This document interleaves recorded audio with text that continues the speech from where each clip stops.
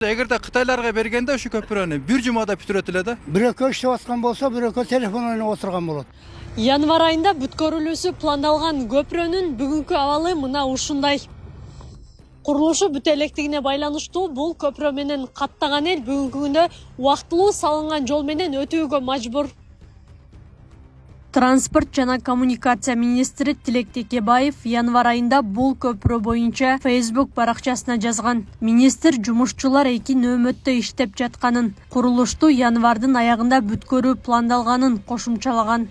Белгилей кетсек, 2022 жылы катуу жүргөн селдин кесепетинен жараксыз абалга келген көпүрөнүн ордуна былтыр жаңысын салуу үчүн республикалык бюджеттен атайын каражат каралып, курулуш иштери октябрь айында башталган. 2 сменге бөлүнүп иштеген кызматкерлердин күжүрмөн эмгегинин натыйжасында курулуш иштерин ушул айдын аягы менен бүткөрүү пландалып, андан соң пайдаланууга берүү мерчимделүүдө.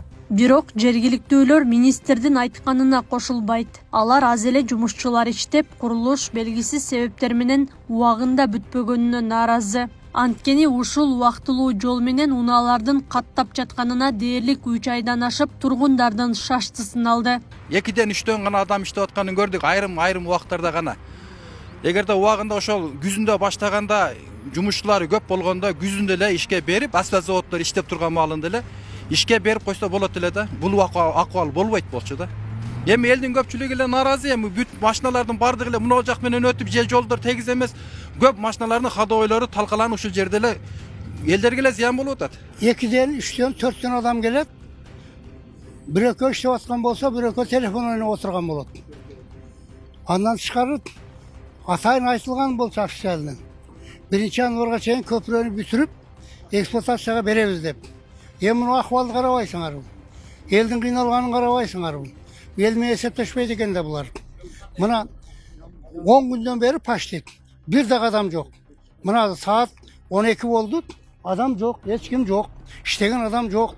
Күн жылыган сайын дарыядагы суунун көлөмү көбөйүүдө. Эгер жаан жааса, убактылуу жолго коркунуч жаралат. Бул жергиликтүүлөрдү түйшөлтүп жаткан биринчи маселе. Экинчиси, көпүрөнүн качан пайдаланууга берилери бүдөмүк болуп, тургундарды тынчсыздандырып жатат. Элге бир жооп айтып коюш керек, отчет бериш керек да. Мына көпүрө салынып атат, бүтүп атат, мынчасында тапшырабыз деп. Мына азыр эми дагы ана бүтөбүз, мына бүтөбүз, эртең бүтөбүз дейт. Карабайсыңар, канча иш бар дагы? Канча иш бар? Бу элди алдап, жалган сүйлөп, не кереги бар? Шунчалык кыйынчылык болду быйыл кышы менен. Адам чыдабас кыйынчылык болду. Эртең бирси күнү жамгыр жааса, оны сел алып кетсе, сузак аркылуу каттайбызбы? Кокус суу көбөйүп кетсе, мына ошол жерде мына машиналар өтүп атат. Кошо алып кетсе, ким жооп берет ага? Эч жоопкерчилик жок да бу жерде. Качан бүтөт, биз деле билбейбиз. Ушул жерден өтүштөн биз коркобуз. Жаампаган болгондо жөө өтүп атабыз биз. Машинадан түшүп анан аяка өтүп анан чыгып атабыз. Onu койгон кальсолордун жандары желип, бирарда былкылдап калат. Анан шагыл төгүп коет үстүнө. Өзү убагында 1 айлык эле иш эле өзү ушу көпүрөчү. Бу болгону ортодогу бир стойкасы турду, үстүн алды, кайра үстүнө эле койду.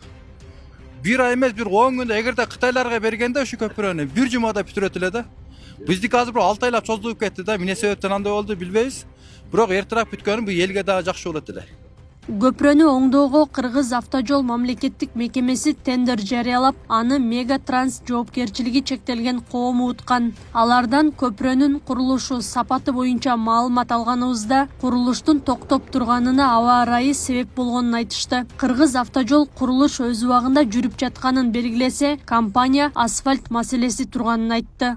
Жана бетон аралашмалары өзүнүн курулуш нормаларына жараша өзүнүн убактысында кургаш керек. Ошолорду күтүп көпүрөнүн курулушу кичине кечиңдеп калды. Бүгүнкү күндө көпүрө толугу менен бүткөн.